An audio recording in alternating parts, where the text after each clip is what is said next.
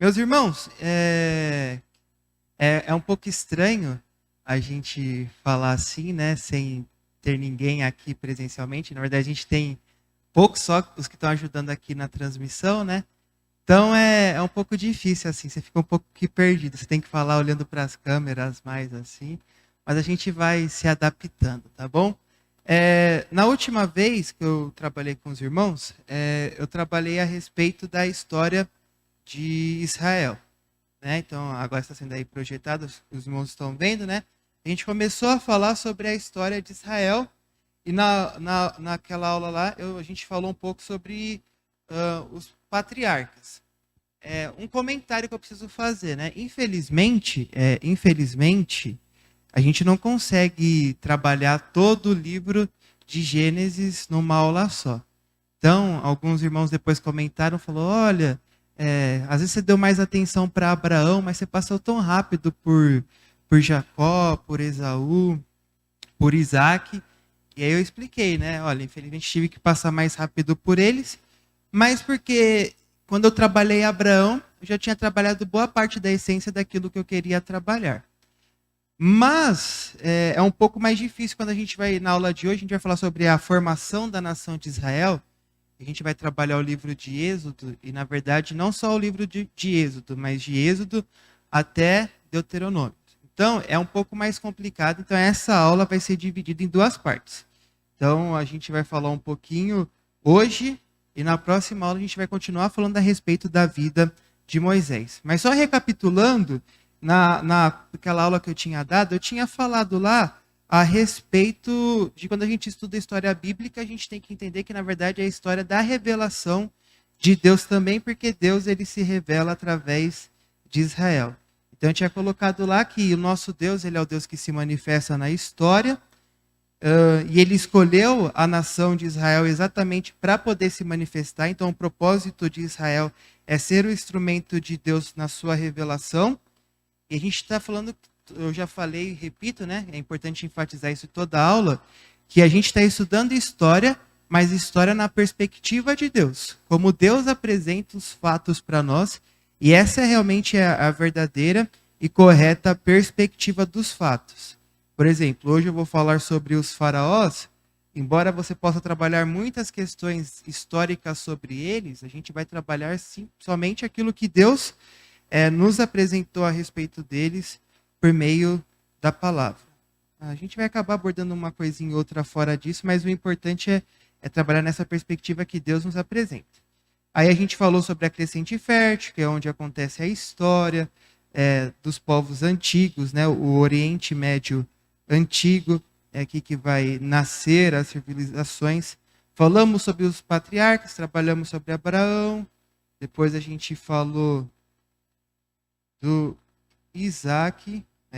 Perceba que até tem mais slides e mais coisas falando a respeito de Abraão, né? Depois falamos sobre Isaac e Jacó também. Depois falamos um pouquinho sobre José e acabamos aqui. José, por conta de José, o povo havia descido até o Egito. Por conta de José, o povo tinha sido levado até o Egito. Por conta da fome e da seca que eles estavam passando, o povo vai migrar, Jacó que agora se chama Israel, vai migrar com seus filhos. E eu tinha terminado aquela aula falando que Deus ia usar a nação do Egito para ser como um ninho para que Israel crescesse e se desenvolvesse. E depois de eles terem passado o tempo suficiente lá, os anos que Deus havia falado que eles passariam, 300 anos lá no Egito, finalmente chega a hora e o momento de Deus libertar o seu povo do Egito. É sobre isso que a gente vai falar hoje. A gente vai falar sobre a formação da nação. E por que a gente fala que quando vai falar da história de Moisés, a gente está falando sobre a formação da nação de Israel? É porque é durante esse período, nos dias de Moisés, que Deus ele vai organizar aquela nação num povo, aquela nação num estado.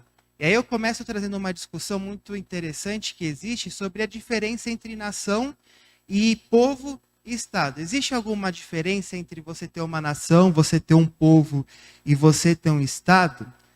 Alguns falam que a nação é um grupo de pessoas que eles estão reunidos por particularidades semelhantes entre eles, como língua, uma unidade cultural. No caso aqui do povo, nação de Israel nesse momento, a gente percebe que eles, além do idioma, eles compartilham da mesma origem. Eles são a família de Abraão que cresceu numericamente. Então, eles são essa nação de Israel.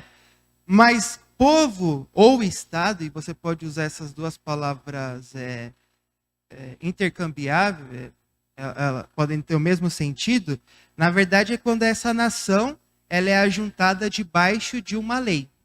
Então, quando você tem toda uma ordem jurídica que vai regular aquela nação, então você passa a ter um povo.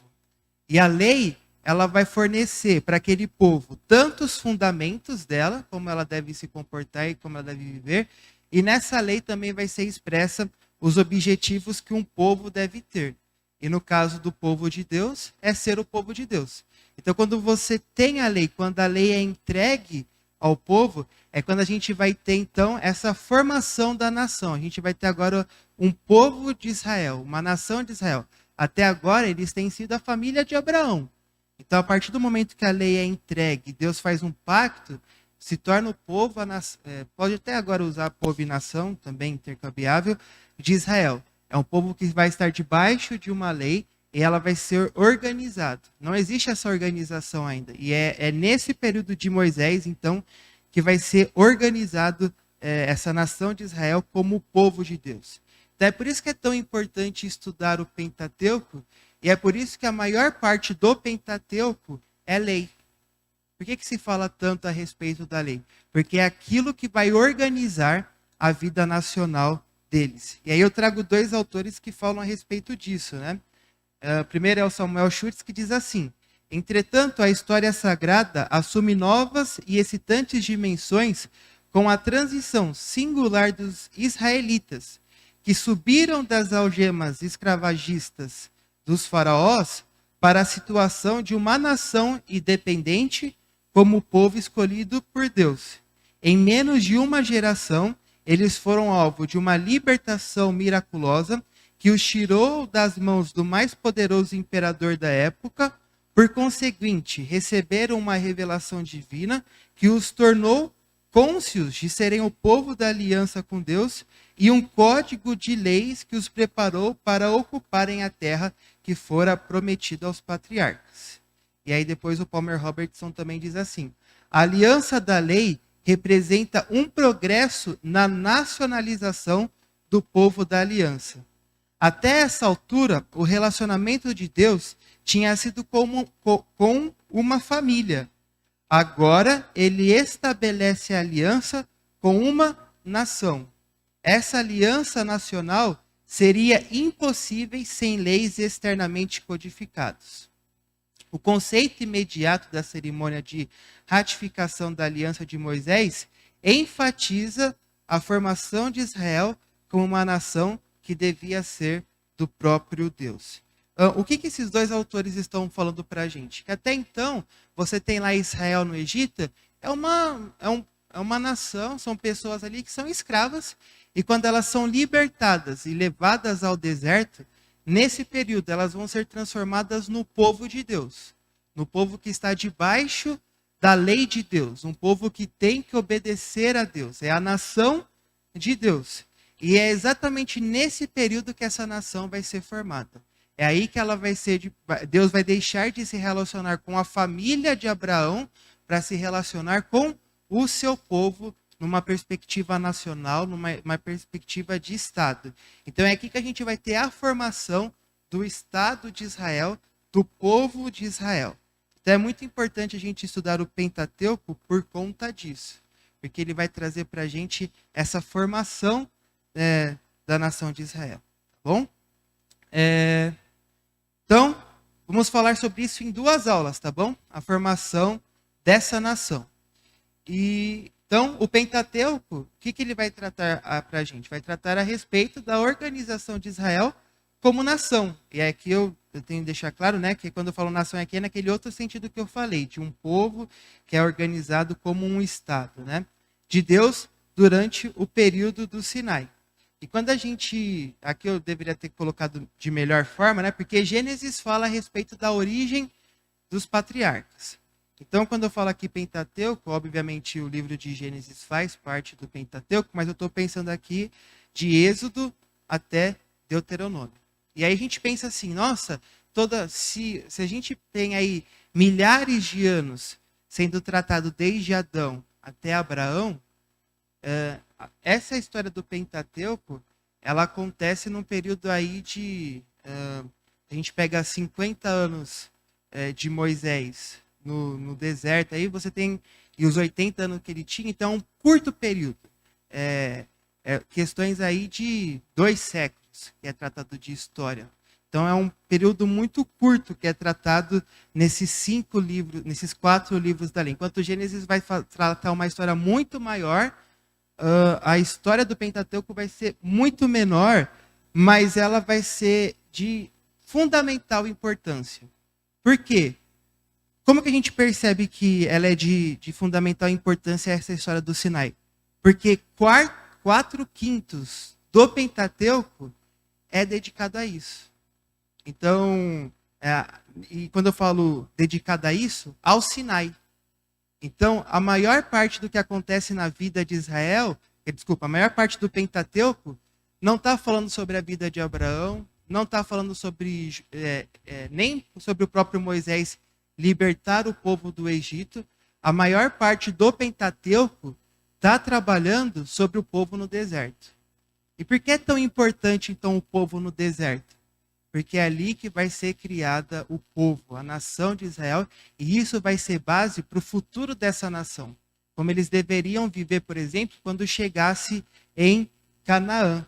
Então, às vezes, a gente tem esse mau hábito que a gente fala assim, a gente fica tão fascinado pelas histórias do Antigo Testamento, a gente chega em Gênesis e fala assim, nossa, a história de Gênesis é muito legal. Aí a gente fica... Geralmente é o livro que todo crente jamais leu, né? Porque dizem que ele sempre começa por Gênesis, aí quando ele desiste na metade do ano, ele tem que voltar para Gênesis de novo. Então ele está sempre lendo Gênesis.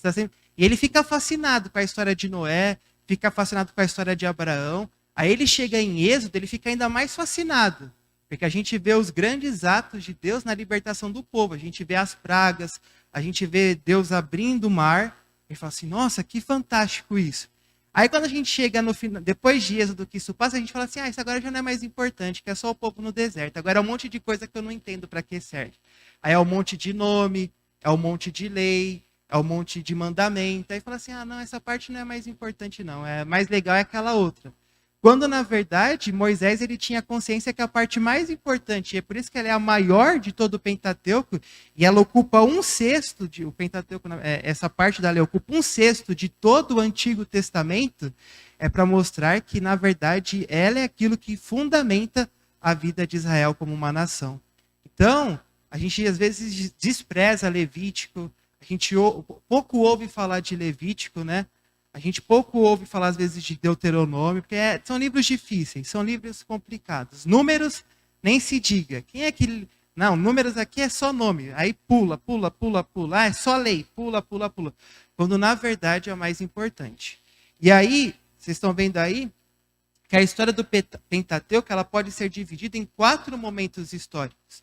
Novamente, eu estou aqui só considerando a partir de Êxodo, tá bom? Eu deveria ter colocado aqui, mas não coloquei. Mas a história do Êxodo, né, ela se divide em 4 momentos. Primeiro, do Egito ao Sinai, que vai do capítulo 1 ao capítulo 18 de Êxodo.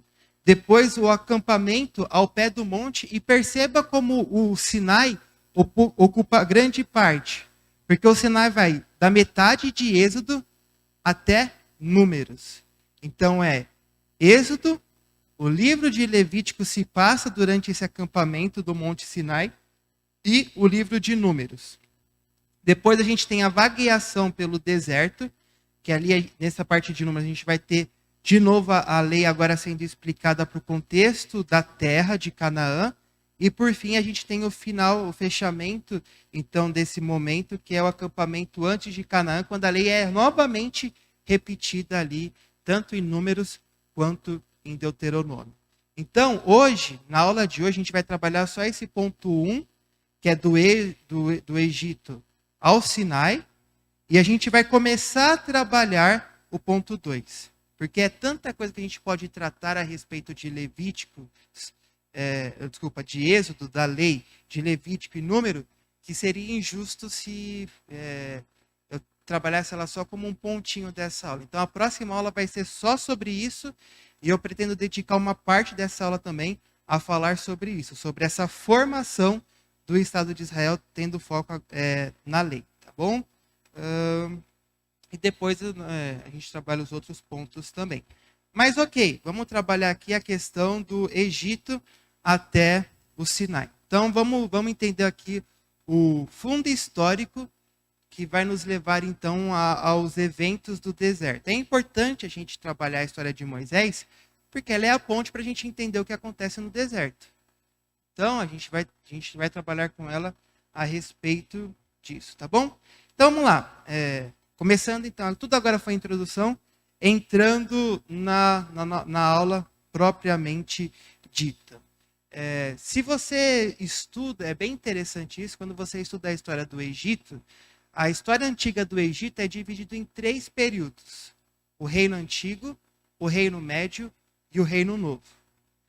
A história bíblica ela vai acontecer no Reino Médio em diante, o Reino Médio e o Reino Novo. Quando Abraão tem contato com os egípcios, lembra que a gente estudou sobre Abraão? Eles tiveram contato com o faraó. É durante o período médio. E nesse período médio, a gente vai ter reinando no Egito um povo chamado Ixos. Aquelas pirâmides, as grandes pirâmides, elas são do tempo antigo do Egito, a história antiga do Egito.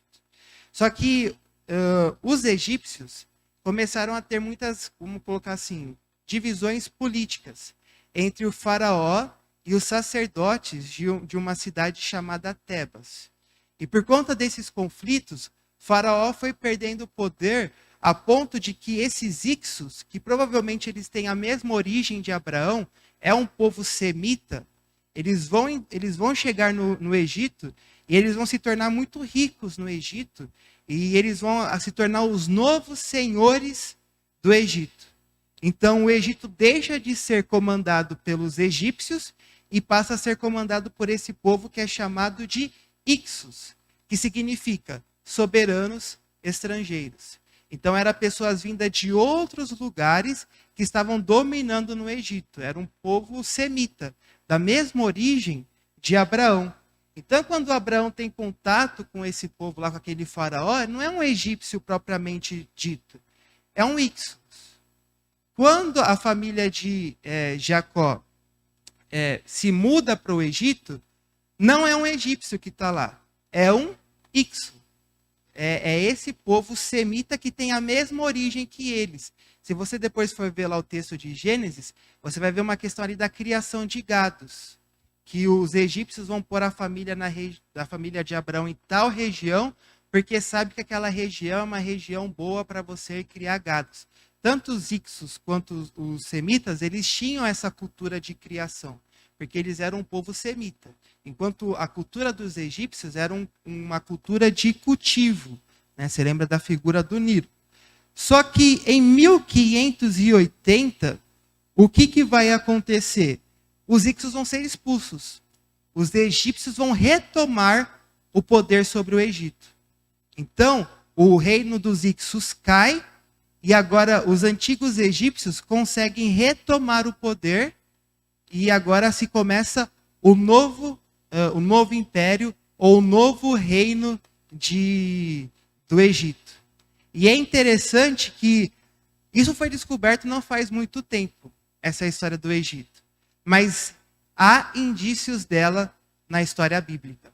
Porque quando você chega lá no texto de Êxodo 1:8, lá é dito que entre mentes se levantou novo rei sobre o Egito e que este não tinha conhecido a José.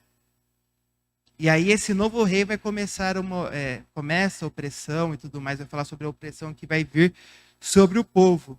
Então perceba, o texto de Êxodo, talvez ele esteja, sempre assim, a gente sempre trabalha com hipóteses, mas é bem provável que ele esteja falando desse período. Que agora o novo rei que está sobre o Egito não são mais os Ixos, não são aqueles que têm o mesmo parentesco, vamos colocar assim, com a família de Abraão. São os egípcios. É um novo rei. É um novo sistema de governo que está sendo implementado ali.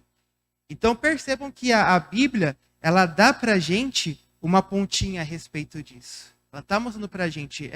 E quando você descobre a arqueologia, você percebe, olha, tá vendo como a Bíblia, não importa, né? Mas tá vendo como a Bíblia estava correta o tempo todo e agora vocês estão vendo isso e vocês precisaram da arqueologia. Percebam, um novo rei que se levanta e que ele não conhecia a história de José. Então, provavelmente, é esse período, quando os Ixos são expulsos do Egito e agora a formação de um novo período do Egito. Isso por volta de 1580 a.C. E aí se começa toda uma nova dinastia de reis e os pesquisadores, né, do Antigo Testamento, eles datam duas possíveis datas para o Êxodo, né? A primeira é que o Êxodo tenha acontecido entre 1450 a 1425 a.C., e a segunda data é que tenha acontecido entre 1304 a 1237 a.C. Eu acredito e eu sigo a opinião, e acho que ela de fato é mais própria, é que tenha sido essa data mais antiga, de 1450 a 1425.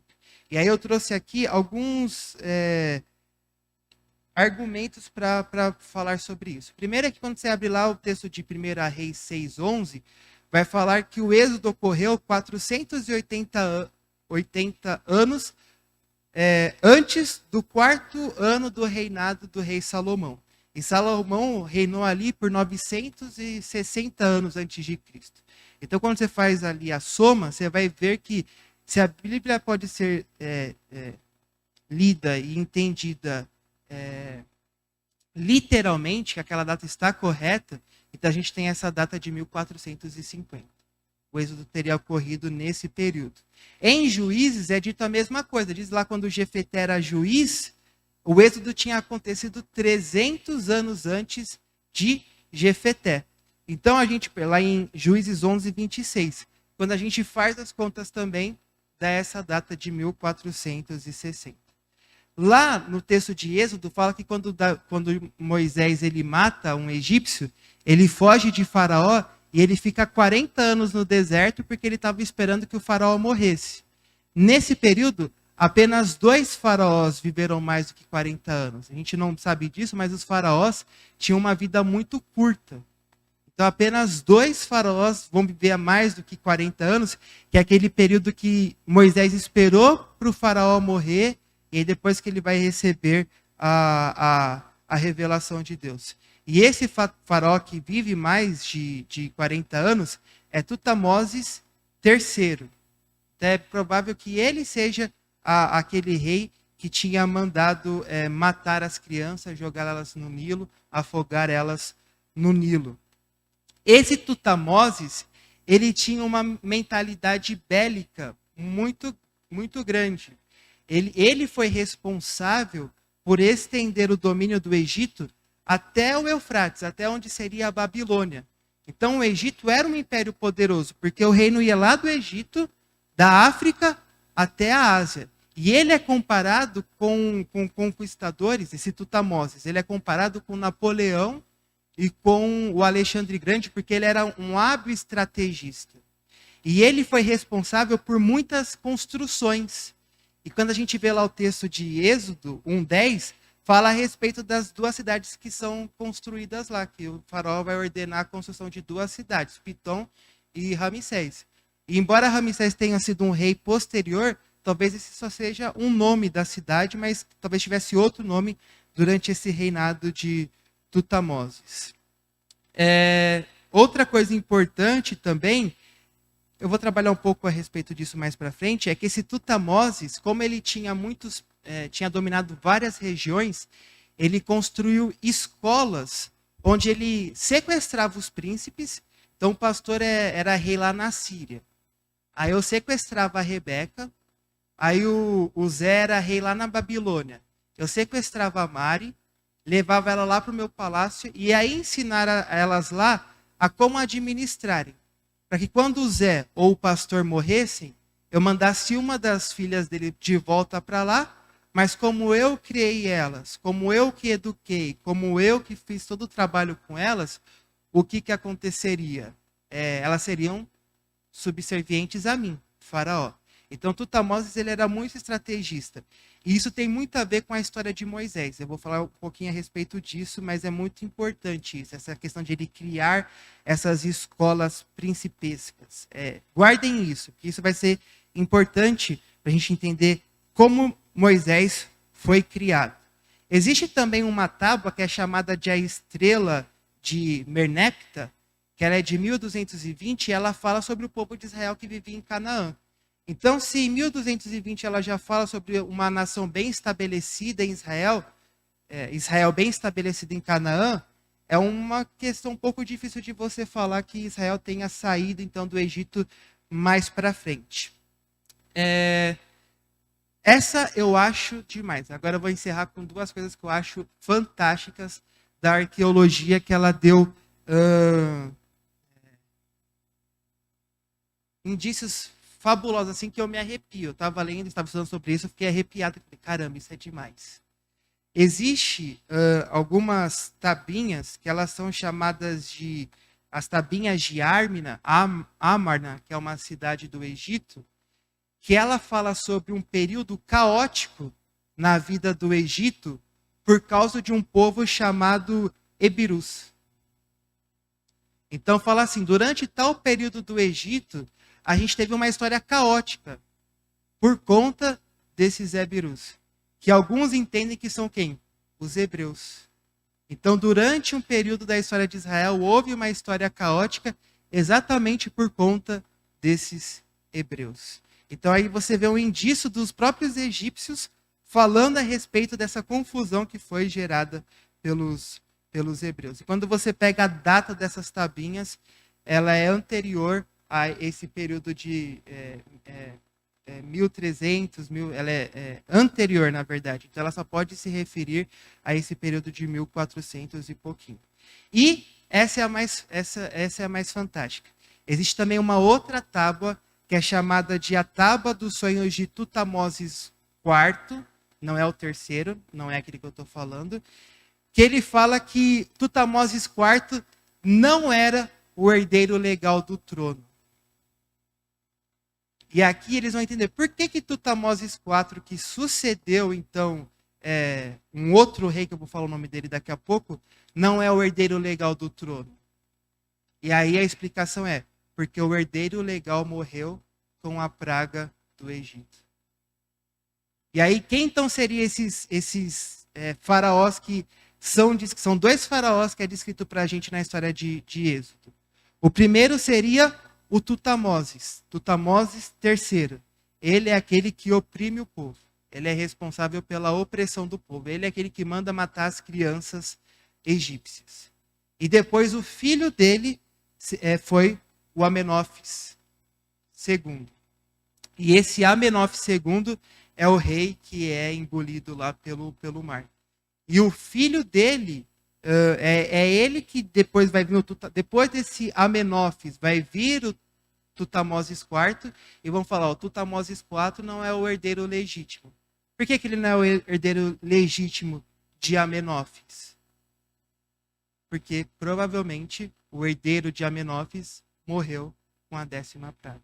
Então a data do êxodo seria essa, de 1450 anos de Cristo. É nessa data que o povo vai estar saindo do Egito. E aqui, essa é a múmia do Amenófis.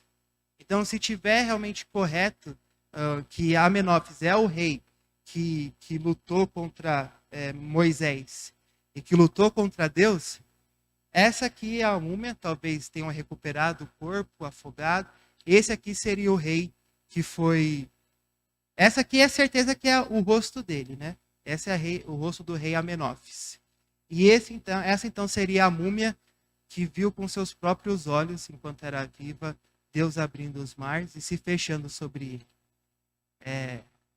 Ele morreu, né? Depois, essa seria a múmia dele, talvez o corpo tivesse depois sido resgatado, e esse seria o Amenófis. Mas certeza que esse aí é o rosto dele, tá bom? Esse é o rosto do indivíduo que ousou desafiar a Deus, que ousou, que lá é dito que o coração dele era endurecido, tá bom? Ok. E aqui, coisas importantes que eu queria tratar com vocês, agora entrando propriamente na história de Moisés. Moisés, quando a gente vê o nome Moisés, a gente tem lá a explicação que fala assim, e ele é chamado assim porque ela tirou ele das águas. E o verbo Moshe significa tirar. Só que existe uma outra possibilidade que tem um teólogo chamado Robert P. Gordon que faz muito sentido. Ele fala que, na verdade, essa palavra tirar e Moshe só começou a significar tirar nos dias de Moisés. Porque a princesa lá tirou ele das águas e falou, olha, eu vou chamar ele de Moshe, porque das águas ele foi tirado. E a partir daquele momento, então, a palavra Moshe teria o significado de tirar. Mas antes disso, essa palavra Moshe, ela teria origem num outro nome que era muito comum entre os egípcios. Se você vê aí Tutamoses, seria Tutamoshes. E por quê? Por conta desse rei chamado Amoses, que seria uma coisa tipo Amoshe. Percebam, Moshe, Moisés, e Amoshe, que é esse rei, que qual é o significado do nome dele? Libertador. Então, a própria seria lógico se ela desse o nome para aquela criança que ela está encontrando, não um nome hebraico, mas um nome egípcio. Ela é egípcia e esse nome aqui é o nome do rei que vai expulsar os Ixos, Amoses, ou Moisés. Então, a princípio, olha que interessante, o nome de Moisés teria o significado de o libertador. E depois, sim, na cultura hebraica que pegou essa palavra egípcia, teria tido um novo significado que é tirar. Mas a princípio a palavra significaria libertador. E Moisés, provavelmente ele foi criado numa daquelas escolas que eu falei, que você pegava os príncipes de outras nações e colocava lá. Provavelmente Moisés foi criado numa dessas. Então é bem provável que durante a sua vida Moisés tenha tido contato com quem? Com próprios príncipes da Síria e de Canaã. Então, Moisés possivelmente já teria tido contato com aquele povo que no futuro ele conduziria a nação de Israel contra eles. Por quê? Porque ele foi criado numa daquelas outras escolas. Ele foi criado como um príncipe. Tanto que lá o autor de Hebreus fala que ele foi ensinado em toda a sabedoria do Egito. E aí, quando a gente chega lá, agora sim, entrando, acabou as questões introdutórias sobre Moisés, vamos trabalhar um pouquinho sobre a história dele. A gente sabe que Moisés é o libertador do povo.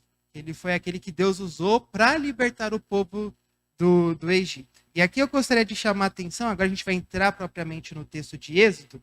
Quando a gente vê lá o texto de Êxodo 2, de 11 a 22, a gente vai ter aquela história antiga de Moisés que ele tentou libertar um escravo lá que estava sofrendo. O que ele faz? Ele mata um egípcio e por conta disso ele tem que fugir do faraó.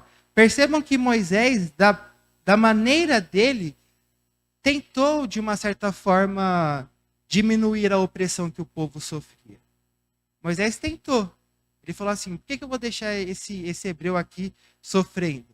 Só que a tentativa dele de libertar o povo, de diminuir a opressão, falhou. Por quê? Porque não era ele que deveria fazer isso, era Deus. A gente tem que já começar percebendo aqui na história de Moisés a importância que Deus vai exercer para a libertação do povo. Não é Moisés o libertador, é Deus. Quando Moisés tentou libertar, deu errado. Quando ele tentou ali salvar a vida de um hebreu, o que ele teve que fazer? Teve que fugir. Porque agora ele estava com medo de que Faraó tentasse tirar a vida de Moisés. Então a gente tem que perceber aí essa primeira tentativa que que Moisés faz de tentar salvar a vida do seu povo. E aí quando ele faz isso, ele foge para o deserto. E ela é dito que ele fica lá durante 40 anos. Ele se casa lá com uma das filhas de Jetro, ou Ruel. Inclusive, eu não posso deixar passar a oportunidade, o autor do Senhor dos Anéis se chama Ruel. Ele tem 2 nomes bíblicos, John Ruel, que é o Jetro Tolkien. Mas é só um título de curiosidade, né? Ele se casa lá com uma das filhas de Ruel, Zípora, e ele vai apacentar gado. Então, ele vai ficar lá durante 40 anos vivendo a vida dele tranquila, até que um certo dia... Opa! Aí. E aí eu gostaria de ler esses textos com vocês de Êxodo, tá bom? Porque eles são importantes. Então vamos lá, vamos abrir, quem tiver as suas Bíblias aí. Abram as suas Bíblias em Êxodo 2. A gente vai ler primeiro os versos 24 e verso 25. Então, coisas que a gente vai aprender sobre Deus nessa história de Moisés. Vamos lá. Decorridos muitos dias, morreu o rei do Egito, os filhos de Israel gemiam sobre a servidão e por causa dela clamaram, e o seu clamor subiu a Deus.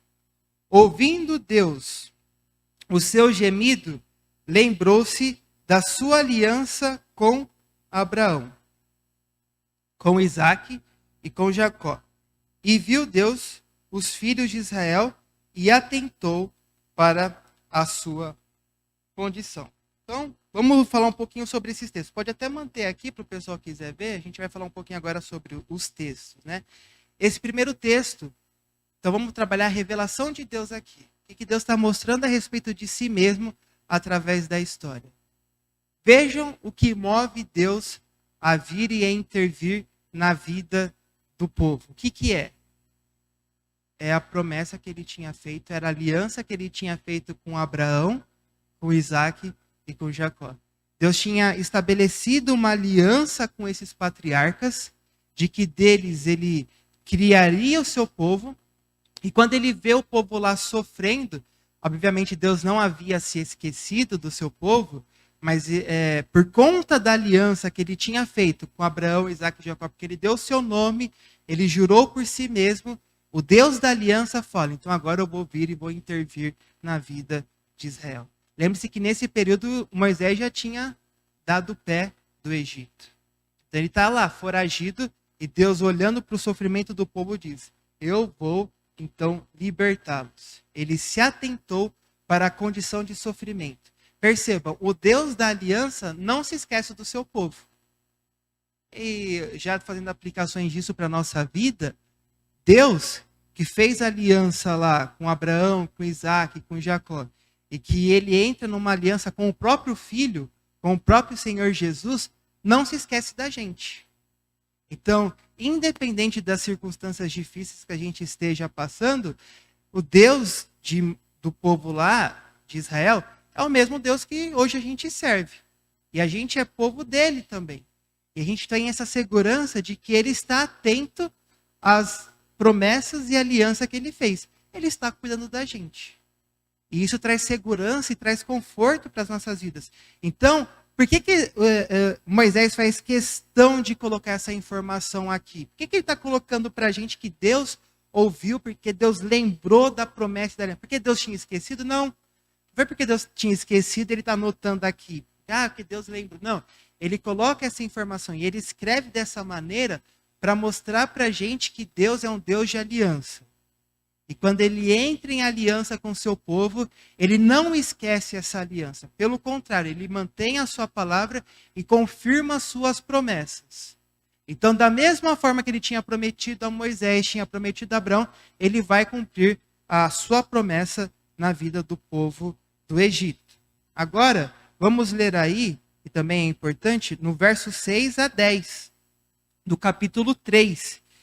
Que aí é quando Moisés está lá apacentando as ovelhas do seu sogro, até que ele vai, então, lá no Monte Sinai, no Monte Horebe, e Deus vai aparecer a ele lá. Horebe e Sinai é o mesmo local. Ele está lá, e Deus vai aparecer a ele e vai dizer: eu sou o Senhor, eu sou o Deus de teu pai, o Deus de Abraão, o Deus de Isaque, o Deus de Jacó. Moisés escondeu o rosto, porque temeu olhar para Deus. Disse ainda o Senhor: certamente vi a aflição do meu povo, que está no Egito, e ouvi o seu clamor por causa dos seus exatores. Conheço-lhe o sofrimento, por isso desci a fim de livrá-los da mão dos egípcios e para fazê-los subir daquela terra a uma terra boa e ampla, terra que mana leite e mel. Lembrem-se da terra que ele tinha prometido a Abraão, o lugar do cananeu, do Eteu, do Amorreu, do Fareseu, do Eveu, do Jebuseu. Pois o clamor dos filhos de Israel chegou até a mim, e também veja a opressão com que os egípcios estão oprimindo.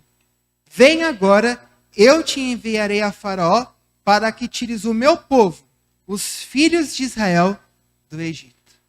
Então, olha a beleza disso. Ele olha para a situação do seu povo e ele fala: eu sei as promessas que eu fiz a esse povo, eu tenho uma aliança com eles, por conta dos seus pais.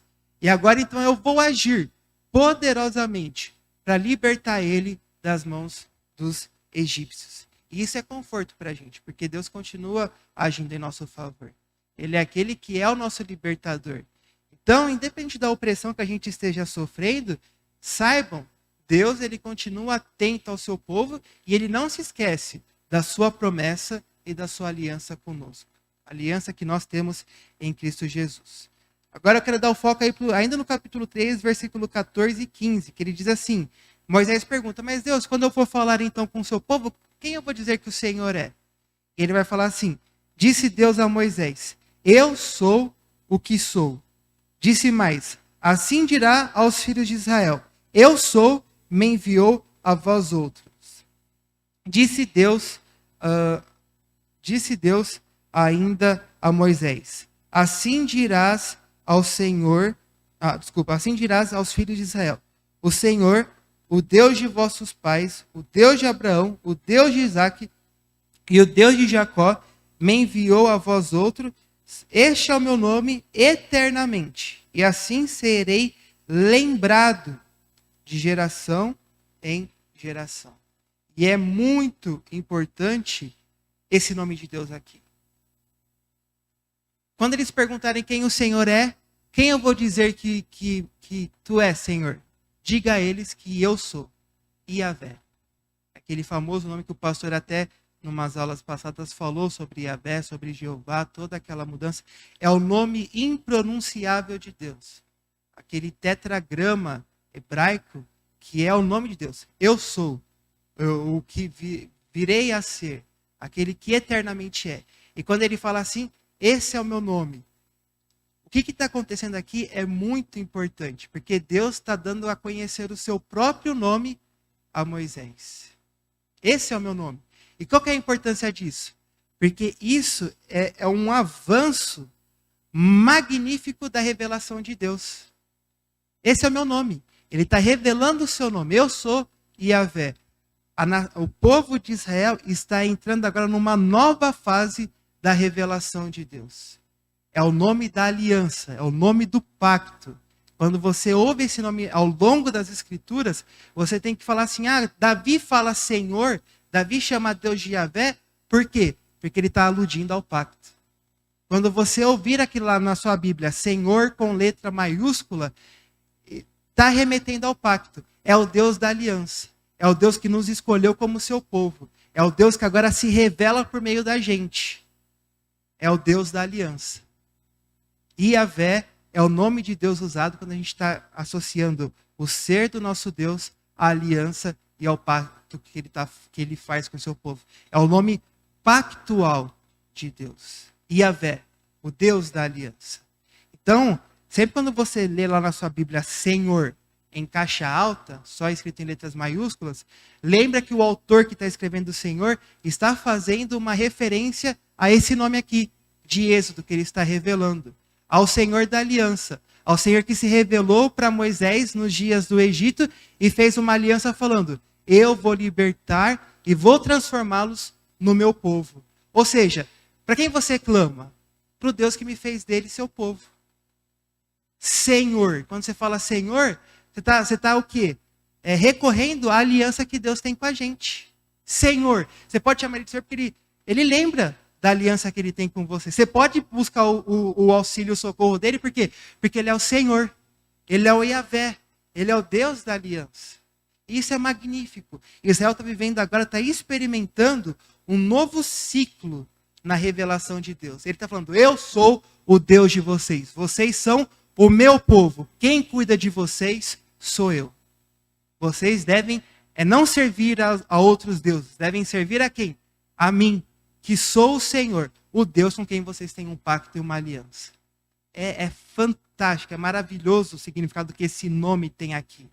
É uma das passagens mais importantes de Êxodo. Você entender que nesse momento, aquele povo ele está sendo preparado para se tornar o povo de Deus. Nós somos também, da mesma forma, o povo de Deus. Outro texto importante para a gente ler é o verso 18. E ouvirão a tua voz, e irá com os anciãos ao rei do Egito, e lhe dirá, o Senhor, o Deus dos hebreus, nos encontrou. Agora, pois, deixa-nos ir caminho de 3 dias para o deserto, a fim de que sacrifiquemos ao Senhor nosso Deus. A pergunta que eu faço é, para onde Moisés pretende levar o povo depois que eles saírem para o Egito? É direto para Canaã? Fala, deixa eu sair com o povo daqui que a gente vai lá para Canaã. É para lá que ele está falando que ele pretende ir? Não. Deixe que a gente faça o caminho de 3 dias até o deserto, até o Horebe, para lá, para que a gente for lá, a gente sacrifique ao nosso Deus. O caminho do Êxodo não é o caminho que você sai da escravidão e vai direto para a terra prometida. É um caminho que vai te levar para o deserto, para lá vocês se tornarem oficialmente o povo de Deus, por meio da lei. Então, os planos de Deus para o seu povo não é levar eles direto para Canaã. Não, traz eles para o deserto. Porque no deserto eu vou estabelecer a minha aliança com esse povo. Traga eles para o deserto. Então, percebam para onde Moisés está querendo levar o povo. Não, a gente pensa assim, Moisés libertou o povo e está querendo levar eles para a terra prometida. Não é bem isso que Deus está dizendo. Ele está libertando eles para levar finalmente, sim, a terra prometida, mas não antes, sem passar pelo deserto, sem passar pelo Sinai, para aquele povo ali ter o seu encontro com Deus.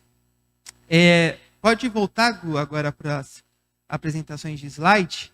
E aí é interessante o que a gente vê aqui agora, é que Moisés fala, e tem toda aquela questão, né? Mas eu não sou, minha língua é pesada. Eu não vou entrar nesses detalhes porque os irmãos conhecem a história, ou espero que conheçam, ou depois podem ler para conhecer, tá bom? Mas aí fala, não, então Arão vai com você, e depois de Moisés tentar... Eu acho que Moisés estava frustrado da primeira vez que ele tentou, não deu certo. É bem possível que agora ele falou assim, eu fui lá, tentei salvar a vida do hebreu, o hebreu ainda me acusou. O senhor quer que eu volte para aquele povo lá? Não vai dar certo esse negócio de eu libertar eles. Eu tenho a impressão de que talvez seja isso que esteja moldando a cabeça e fazendo que Moisés seja tão resoluto aqui. Porque ele tentou, só que ele falhou. E agora Deus falou, não, vai, porque eu que estou mandando você ir. Não é mais a sua tentativa de... Quem está mandando você ir lá agora e salvar esse povo? Sou eu. Slide 36. Aí. Quem está mandando você ir lá agora sou eu. E aí Moisés vai com Arão. Eu não vou entrar também, ele faz alguns sinais lá. E ainda assim, o coração do faraó está duro. Lembram-se disso? O faraó não muda, ele não arreda o pé, o coração dele está endurecido. E aí a gente então tem as 10 pragas do Egito, né, que é o desafio de Deus contra os deuses do Egito. E vejam só como realmente é Deus desafiando os egípcios. Porque quando você chega lá no capítulo, abram aí, vocês vão ver lá no capítulo 12, vocês vão ver o que Deus, quando ele está dando já a última maldição, a última praga para os egípcios, ele fala, porque, lá, 12, ele fala assim, porque naquela noite passarei pela terra do Egito e ferirei na terra do Egito todos os primogênitos, desde os homens até os animais, executarei juízo sobre quem? Sobre todos os deuses do Egito.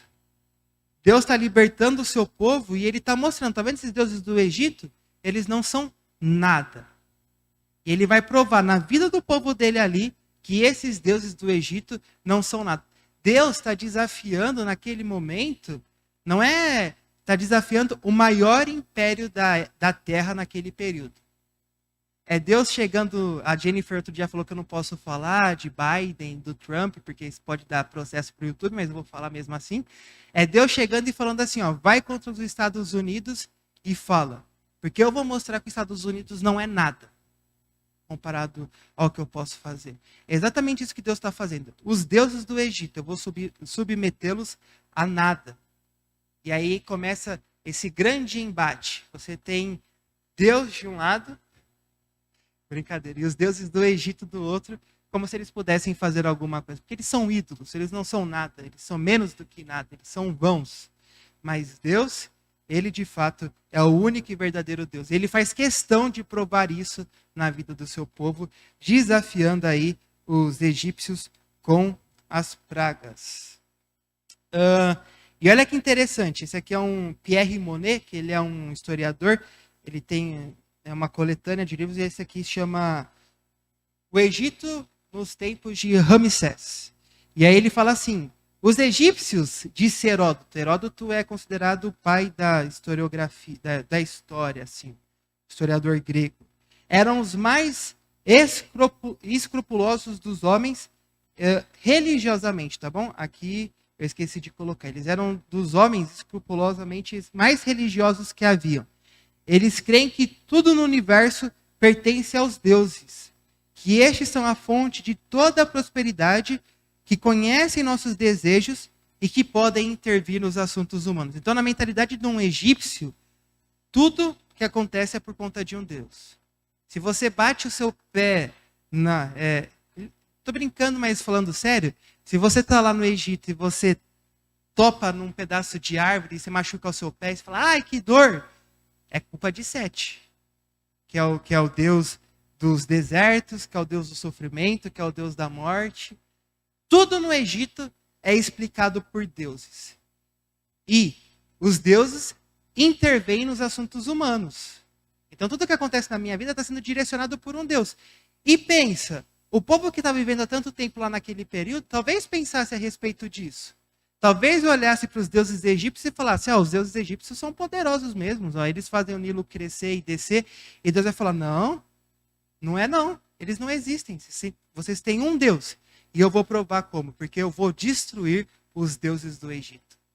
Eu vou provocar a todos eles e vou executar juízo sobre esses deuses dos egípcios, e vocês vão ver que eles não podem, na verdade, intervir em nada dos homens. Eles não intervêm em nada, eles não têm poder. Eles não vão salvar os egípcios daquilo que eu estou para fazer na terra do Egito, dos meus sinais e dos meus milagres. E aí começa, aí eu trouxe um gráfico que é inspirado numa tabela do André Hill, que é um outro estudioso do Antigo Testamento, que ele vai fazer as comparações. Primeiro lá, o Nilo é transformado em sangue. Então Deus está enfrentando lá o Deus Canum, que é o guardião do Nilo, o Rapi, o espírito do Nilo, e o próprio Osíris, que era o maior deus do panteão dos deuses egípcios. Osíris é esse ser aqui, ó. Eu coloquei ele até bombado aqui, ó. Vocês estão vendo aí na foto que ele está até fortão. Opa. Aí. Vê aí que ele está todo fortão, né? É só para falar, ele, né? Para dar uma impressão assim. Mas ele é esse verdinho aí, que está aí embaixo. Que é o Deus do julgamento. Ele é o Deus que julga todas as coisas. E ele é o Deus do Nilo. E lembre-se, nada é mais importante para os egípcios do que o Nilo. O Nilo é a vida do Egito. Porque sem Nilo não haveria Egito.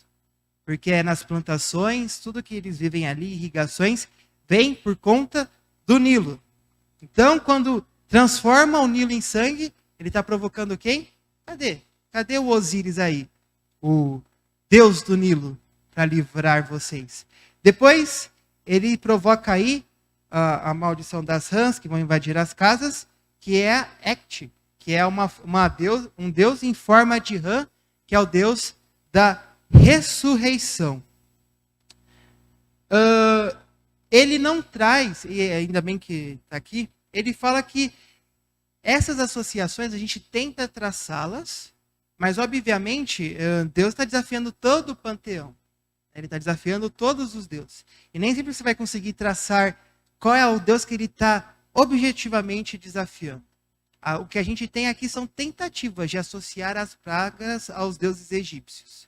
Então, por exemplo, quando ele fala sobre os piolhos e as moscas, ele fala isso, olha, aqui a gente não sabe quem ao certo é o Deus que ele está desafiando ali dos egípcios. Mas ele ainda assim está provocando os egípcios e os seus deuses. Então, tanto os piolhos como as moscas ele não traz, mas aí depois ele então desafia aí a morte dos rebanhos. E quando ele faz isso, ele mexeu com o marido e agora ele mexe com a própria mãe aí, que é a Hathor, que ela é a deusa mãe. Ela é a mãe de Ira, que é o deus sol. E alguns vão colocar aí que ela é mãe de vários deuses sol. Atum, o Atom, né, que a gente pode chamar o Atem. Então ela é aquela que é a deusa mãe. Uma das mães mais importantes que existe e que ela assumia a forma de vaca. E é engraçado, né? A forma da deusa ela era uma forma de vaca. Então, Deus está matando os rebanhos, está provocando ela. E é interessante que se ela é mãe por exemplo, de Horus, filho de Osíris, e Horus é o faraó é a encarnação de Horus. Então o faraó é o próprio Horus encarnado, filho de Osíris, filho de Deus, e o próprio Deus. Percebam que é como se, obviamente é um anacronismo assim, mas é como se o faraó estivesse se colocando no próprio lugar de Jesus, que é filho de Deus e o próprio Deus também. Então, obviamente é totalmente assim incomparável, mas é uma ideia um pouco semelhante a isso. Faraó é Deus e filho de Deus. E Hathor é a mãe dele. Então, com quem ele está provocando? A mãe de Faraó também. Ok. Feridas purulentas, a Imhotep. Vocês lembram lá do filme da Múmia? Imhotep. É o deus da medicina. Granizo. Anute, deusa do céu. Ísis, que é a deusa da vida. Ísis também é uma das grandes deusas do Egito. E Sete. Engraçado que até o deus mau eles adoram. Por que os egípcios adoram os deuses maus? Porque tudo que é mau é atribuído a Sete. Mas por que eles adoram a Sete? Porque eles não querem que o mal sobrevenha sobre eles. Então vamos manter Sete apaziguado, porque aí o mal não vem sobre a gente. Eles têm deuses para tudo. Por que Sete e Ísis? Porque eles são deuses da colheita da vida. Quando você destrói o granizo, destrói a plantação com granizo e gafanhotos, com quem você está mexendo? Com a plantação. Você está destruindo a plantação dos egípcios. Então é contra esses deuses que você está aí lutando. Por fim, as trevas. E aí, o próprio faraó, que ele é o deus Horus, que é o deus do sol, a figura do sol. É esse aqui, aliás, tá bom? Esse que vocês estão vendo aí é o Horus. Horus é o deus sol. E você percebe aí que Horus tem um olho machucado porque ele lutou contra o próprio tio Sete. E aí ele tem um olho machucado e é por isso que a lua tem as suas diversas fases. Porque é o olho machucado do próprio Horus, que ele é o deus sol e o deus da lua também. E o que Deus faz? Traz trevas. Cadê? Os seus deuses não intervêm em assuntos humanos? Sou eu que estou trazendo escuridão para o Egito. Ora aí a Horus. Vamos ver se ele acaba com essa escuridão. Vamos ver se o Deus Sol consegue acabar com a escuridão. Faz aí o teste. Não faz. E lá em Êxodo 9:20 fala que os mais prudentes dos egípcios tinham medo. Quando eles ouviram que Moisés ia acontecer, eles iam lá, guardavam o rebanho deles, porque eles sabiam que eles estavam começando a ver que Deus era Deus. E por fim, o próprio faraó, ele é desafiado, primeiramente por conta de Osíris, que é pai de faraó, e o próprio faraó, que é Horus reencarnado, a reencarnação. Osíris é o doador da vida. É por conta de Osíris que Horus existe, e é por conta de Osíris que Faraó é Deus. O poder de Faraó, e isso é uma briga muito constante que vai existir no Egito, durante muito tempo, fala assim, os egípcios são meio doidos, né? Às vezes um faraó falava assim, eu sou filho de Horus. Aí o outro faraó para falar, não, eu sou mais poderoso, na verdade eu sou filho de Ra, que é o deus Sol também. Então não é só um deus Sol.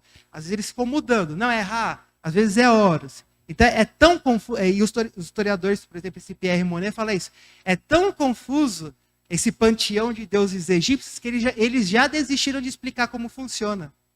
É exatamente isso. Às vezes tem uma coisa assim que se contradiz a outra. Mas é tanto Deus que ele fala assim, quer saber? Tá certo, tá tudo certo.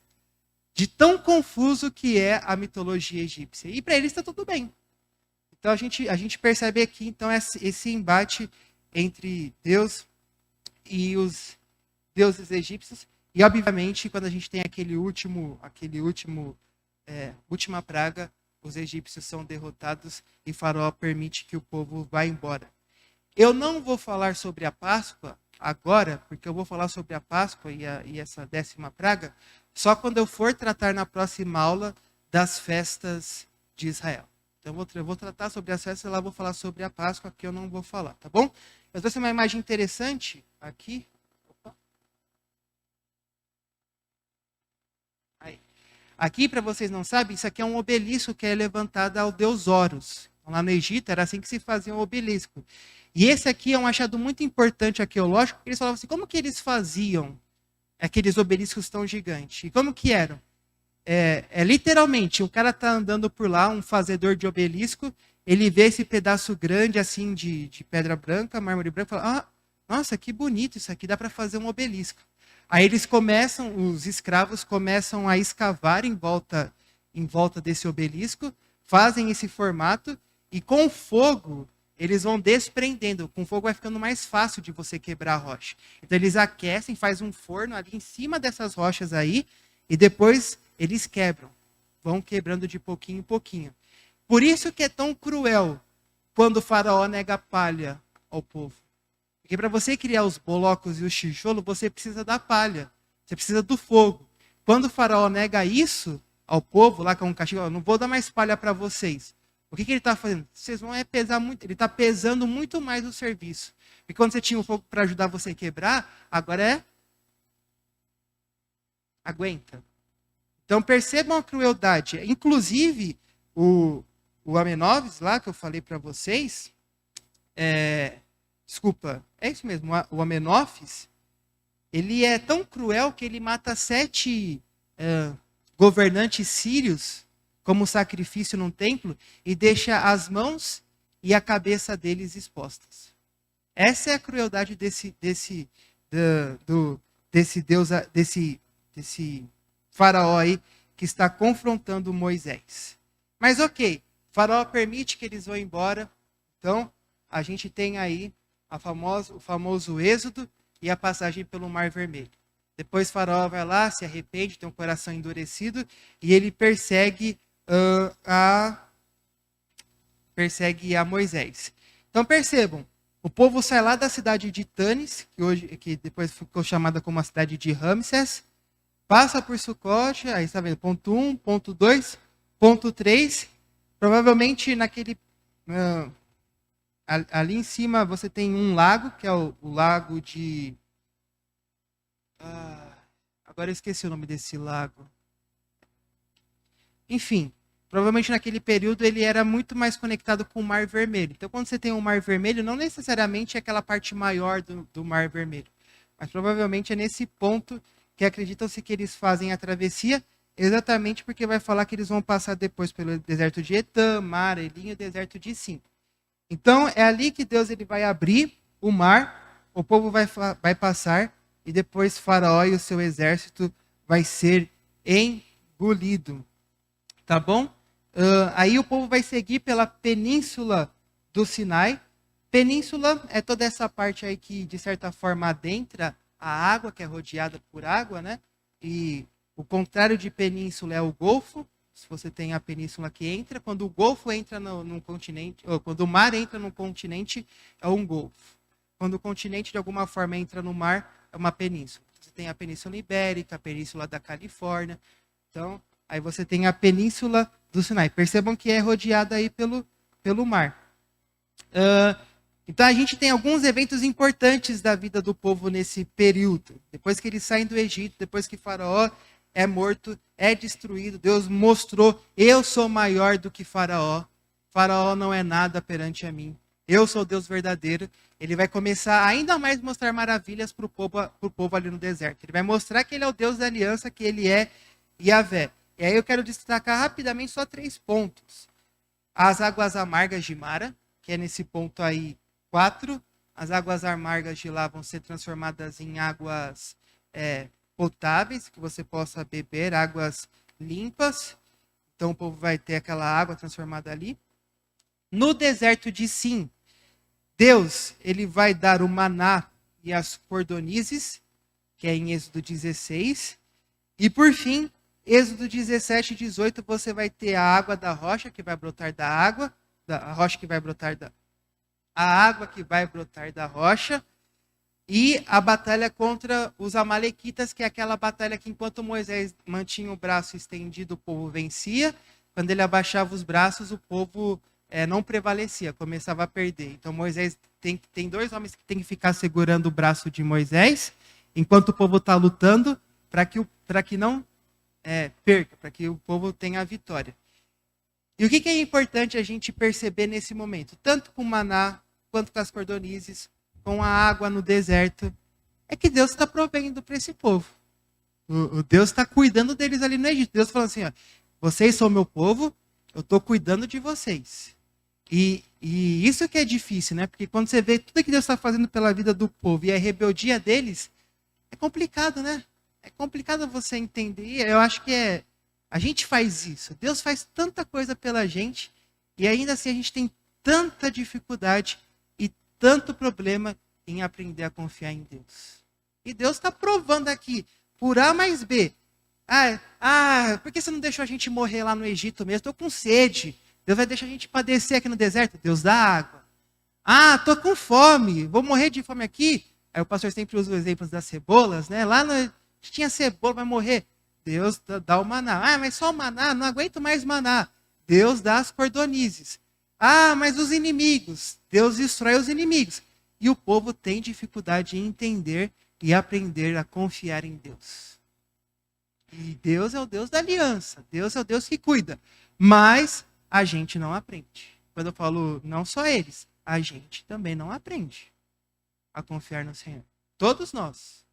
A gente não aprende a desenvolver essa confiança no Senhor. Ok.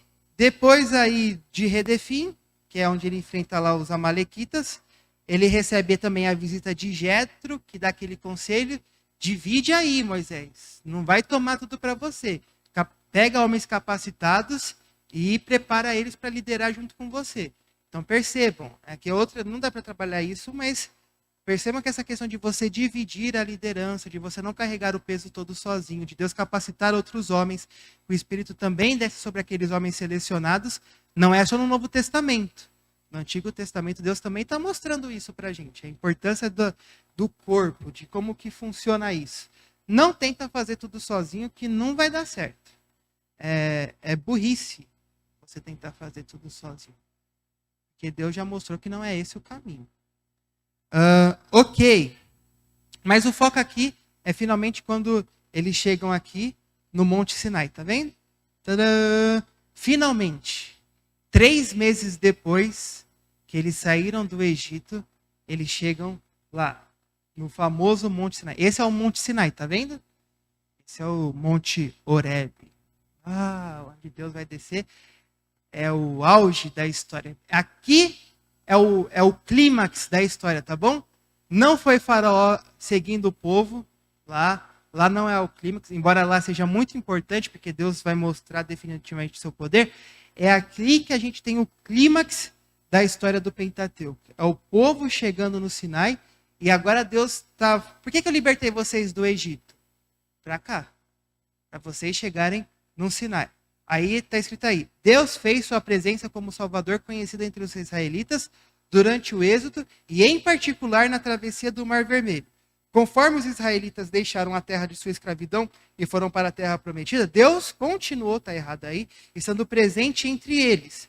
Talvez a mais importante ocorrência isolada durante a viagem ocorreu 3 meses depois da sua partida. Chegaram ao Monte Sinai.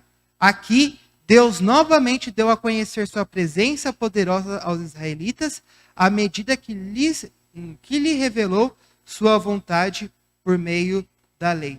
Então, aqui é o ponto mais importante do Êxodo.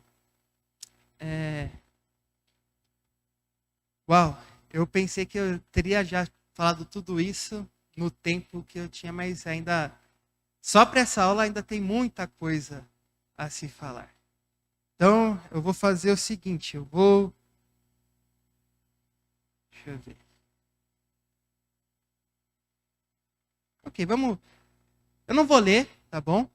Mas é importante que quando eles chegam no Sinai, Deus manda eles fazerem toda a preparação. E o que é que acontece então? Eles fazem toda a preparação. Moisés sobe ao monte, Deus fala, vai lá e chama os anciões para subir comigo. Moisés desce. E quando Moisés desce, ele fala aquilo para o povo, mas aí de repente Deus começa a falar. Percebam, Êxodo 20 não é Moisés falando. E assim disse o Senhor. Êxodo 20 é Deus falando. Ou seja, naquele momento o povo começou a ouvir a voz de Deus. E ele fala, então falou Deus todas essas palavras. E ele começa, eu sou o Senhor teu Deus que te tirou da terra do Egito, da casa da servidão. E aí o que ele faz? Começa a dar os 10 mandamentos. As 10 palavras. As 10 palavras da lei. O fundamento de toda a lei são os 10 mandamentos. E ele fala essas 10 palavras. E aí os mandamentos, se você é membro da IPB e você passou pela reunião do conselho, você deve conhecer. Então eu não vou ressaltá-los ponto a ponto, mas você conhece os 10, aí está em Êxodo 20. Se você está esquecido de algum, depois dá uma lidinha lá. E aí, eu vou resumir o que o Kay e o Dillet falam aqui. O que eles falam é exatamente o seguinte. Foi assustador o que aconteceu. Porque o povo está lá, Moisés, começa aqueles raios e trovões, Moisés sobe, depois Moisés desce e fala, Deus está chamando o sacerdote, Arão para subir comigo, e está pedindo para que alguns sacerdotes se aproximem, mas não demais. E aí de repente começa, eu sou o Senhor seu Deus que te tirou da terra do Egito. Aí os israelitas se assustam, se apavoram diante daquilo, e quando você chega lá depois, no final ali do capítulo 20, eles falam assim, não Moisés, a gente não vai. Vai você, porque a gente não...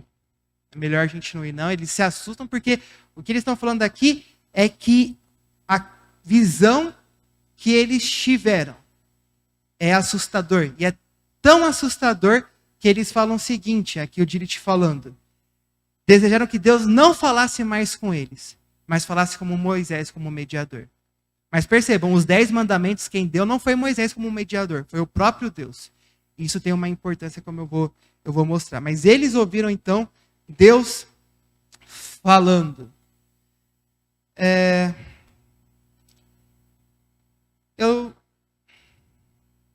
Quanto tempo na prática eu tenho, Zé?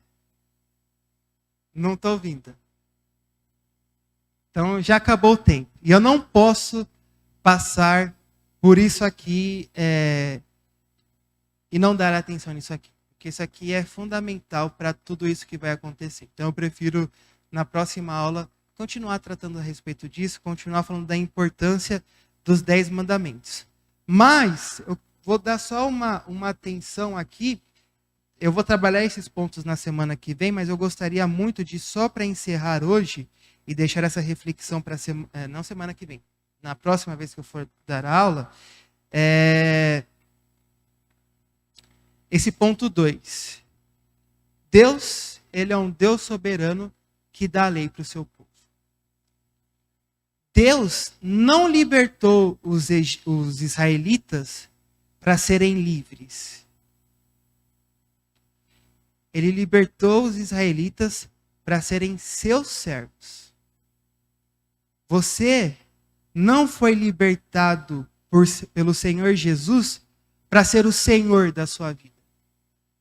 Você foi libertado pelo Senhor Jesus para ser escravo de Deus, para ser servo de Deus. E é nisso que existe verdadeira liberdade.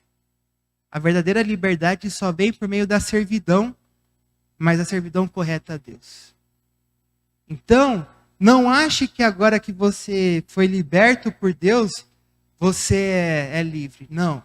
Israel é serva de Deus, nós somos servos de Deus.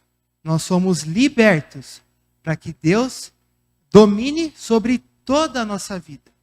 E o que ele vai mostrar e o que eu vou trabalhar na próxima aula é que esses 10 mandamentos, quando você vai ter lá em Números, Deuteronômios e até aqui no próprio texto de Êxodo, de 21 a 23, é que esses 10 mandamentos devem ser aplicados a toda a sua vida.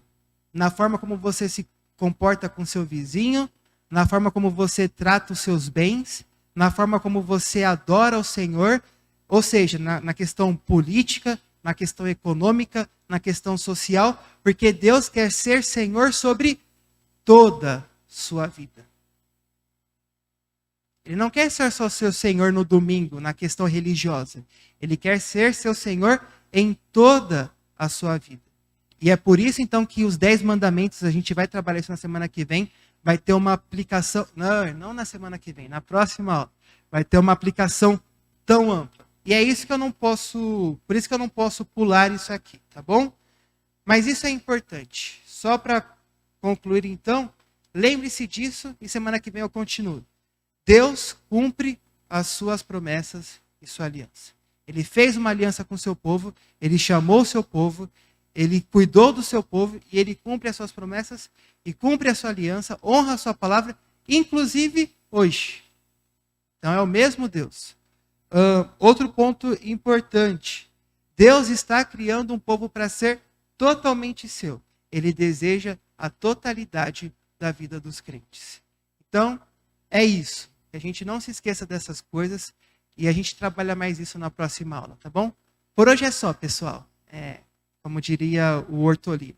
Então vamos orar, pedindo para que Deus ele nos abençoe e que ele fale aos nossos corações e nos ensina, que ele nos liberta do Egito para sermos servos dele, servos fiéis dele. Vamos orar mais uma vez? Senhor, nosso Deus, nosso Pai, muito obrigado porque o Senhor agiu por meio da vida de Moisés e agiu por meio da vida do teu povo de Israel, para nos dar da tua lei, nos dar a tua revelação, que é tão importante para nós hoje. Porque a gente entende agora quem nós somos diante do Senhor, Pai, e qual é a nossa função diante da vida que o Senhor nos chama, uma vida de santidade. Por isso, Pai, queremos te pedir que o Senhor nos ensine a importância que essas passagens têm, da centralidade do Sinai nas nossas vidas, Pai, para que de fato a gente receba do Senhor o privilégio de sermos chamados de teus filhos e de teu povo, Pai. E obrigado porque o Senhor providenciou isso para nós através do teu Filho Jesus, que é o cumprimento de toda a lei, Pai. Obrigado porque nele nós temos vida e nós somos chamados para adorar ao Senhor. Perdoa as nossas falhas, perdoe as nossas faltas e o fato de muitas vezes a gente não entender e não aplicar essa verdade às nossas vidas. De que o Senhor é o Deus da aliança, que cuida da gente, que nos protege, e que o Senhor também é um Deus, Pai. É um Deus que requer de nós todo o nosso ser. Obrigado por tudo que o Senhor faz e obrigado por tudo que o Senhor é. Em nome do teu Filho amado Jesus que nós oramos. Amém, Senhor.